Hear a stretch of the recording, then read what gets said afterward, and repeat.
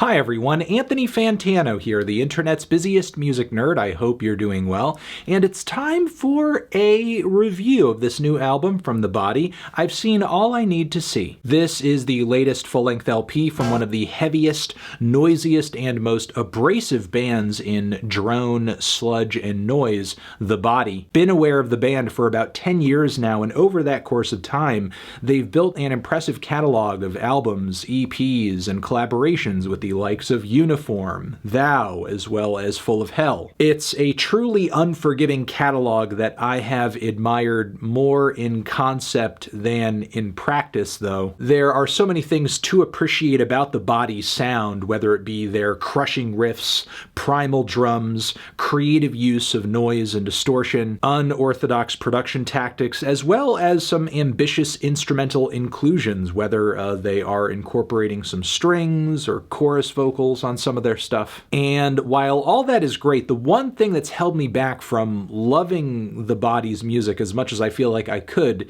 it's the vocals, which might seem like a cop-out in the case of the Body or really disliking any artist's music, really. But I don't know, their tracks are usually topped with this unintelligible shriek that is quite strange and persistent, and in many cases I don't feel this adds to the horror of their sound, more it distracts from it. But honestly, this has been my opinion for quite a long time, and this has also been the Body's approach to vocals for quite a long time, and I don't think that's going to be changing anytime soon. That being said, though, I do still find the band's records generally intriguing and always worth a try, especially the collaborations, but I was surprised to find that I've Seen All I Need to See was really clicking with me, the more that I listened to it, in fact. And sure, those shrieks that I was talking about earlier are still here in spades, but there are some trade-offs into some more direct screamed vocals on the record, and they're also maybe a bit more buried in the mix on this one too,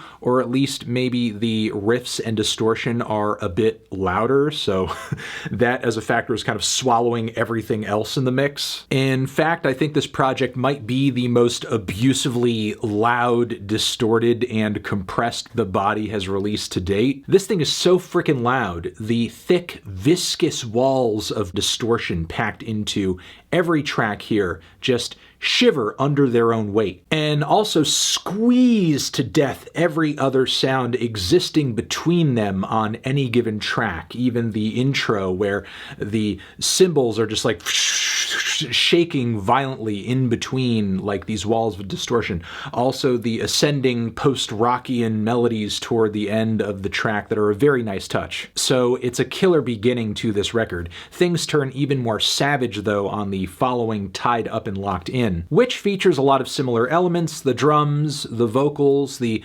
unforgiving riffs that are so obliterating and distorted they feel like the force of a nuclear blast hitting you, but that force, that wave, that push never ends. It's just forever.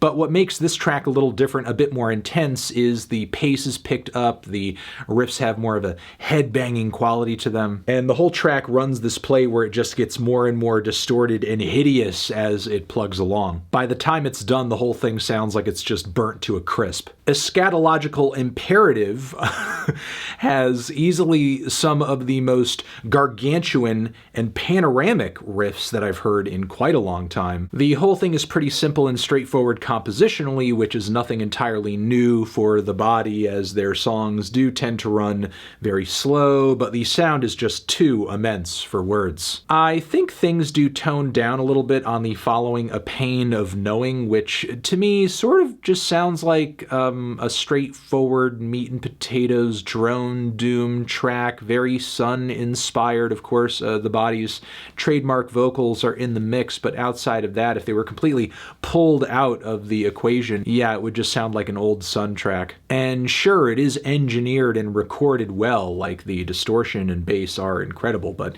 it's not reinventing the wheel or anything. The City is Shelled has almost a similar progression to Tied Up and Locked In, mesmerizing riff, constant groove, and it just gets progressively more and more noisy, cacophonous, intense. By the end of it, the sound of this thing is so fried, the cymbals just sound like hissing white noise. The cycling and throbbing electronics that introduce themselves very aggressively in the second half are a nice touch too, to just add some extra texture to the whole thing.